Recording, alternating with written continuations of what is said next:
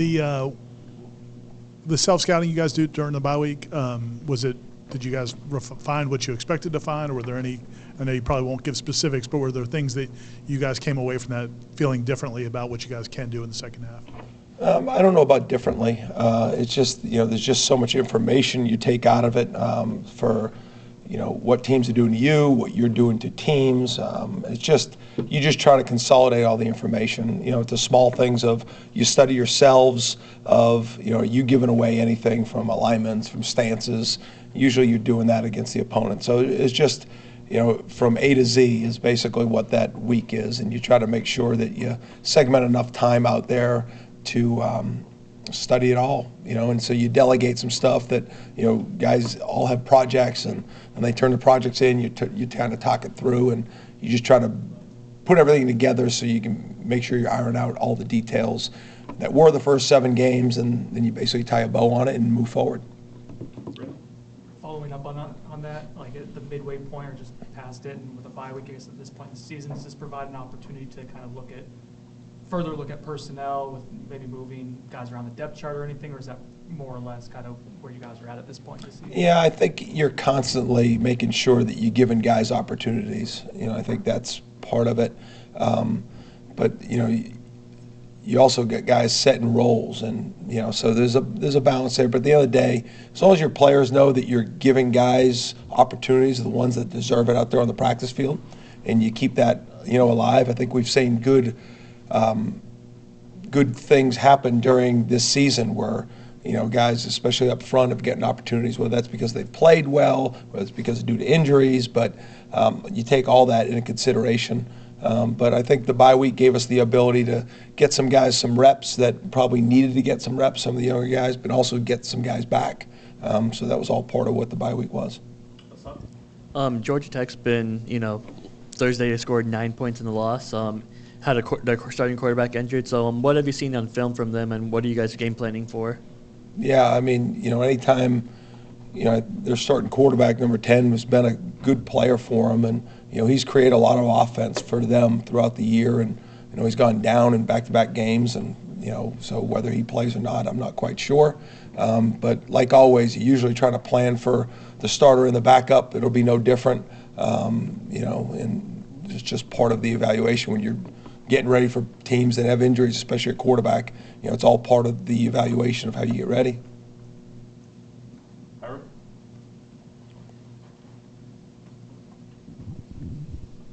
Statistically, you guys are pretty much, I think, on the same pace as you were last year in terms of sacks. I think a lot of people would have been surprised by that after the guys you lost up front. Have you had to do it a different way, and how have you guys been able to stay on that track? Yeah, I mean, have we had to do it a different way? Slightly. I think our pressure numbers are up from where they were last year. We've had more sacks from pressure than we have, but we've also, the guys that have been out there, and I think we've gotten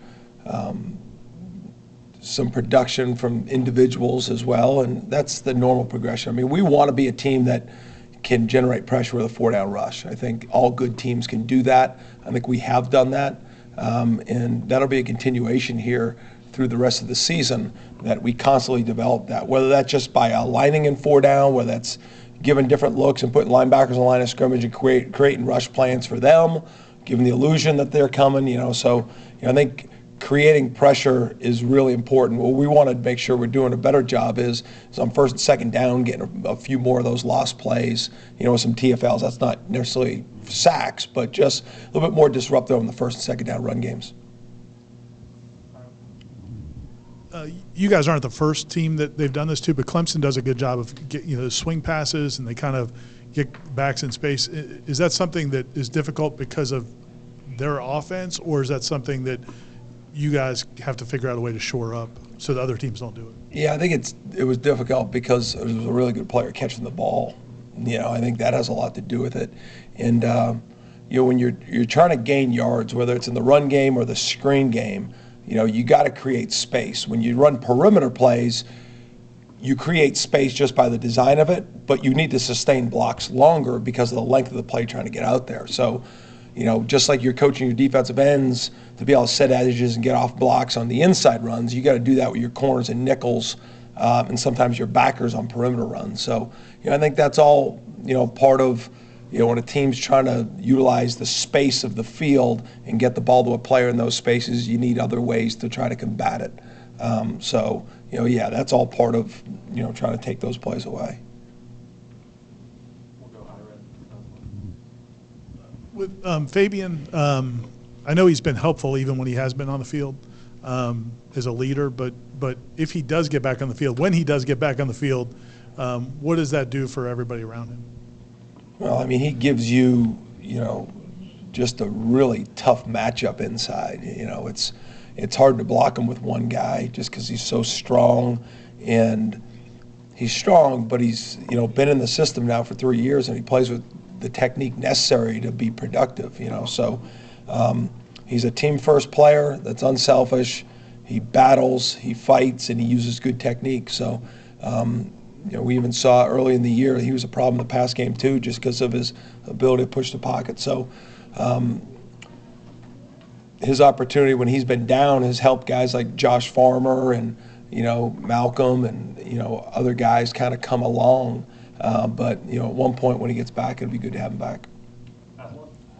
When it comes to accountability in the meeting room, I don't want you to tell us what you're saying to the players, but can you kind of maybe characterize how it goes when you do show players that they're in position to make plays, but they're not able to, and then how they react to that, and then whether that's a kind of give and take, and you'll tell them, hey, maybe I could have put you in a better position here, but at this point you did, and you weren't able to make this. How's that going right now with you guys? Yeah, I think it's going. I mean, I think as a leader, you try to make sure when there is success that you make sure that you share the success with the others that have helped you get there, and when you don't have success or there's a breakdown, you accept the responsibility, and you don't play the blame game. I think that's what all good teams do. I think that's all been part of our development as a program. When one side of the ball plays really good and the other side doesn't, it's not, I can't believe they didn't. It's we could have done more, and vice versa. Same thing in the kicking game. And I think that comes down even in a smaller sample size of individual players. So I think that's all been part of how we've built the program to develop, to, share responsibility when you have success, that it wasn't all you, to be humble with that. And then when things haven't gone well, to make sure you accept the criticism, you accept the blame, and that goes for coaches as well. There's definitely been times where it's, hey, listen, that was something I could have done a better job for you. And you want to share that with them. Just number one, it's the right thing to do, but also that's how leaders act, and it's the correct way to be able to build it and move forward.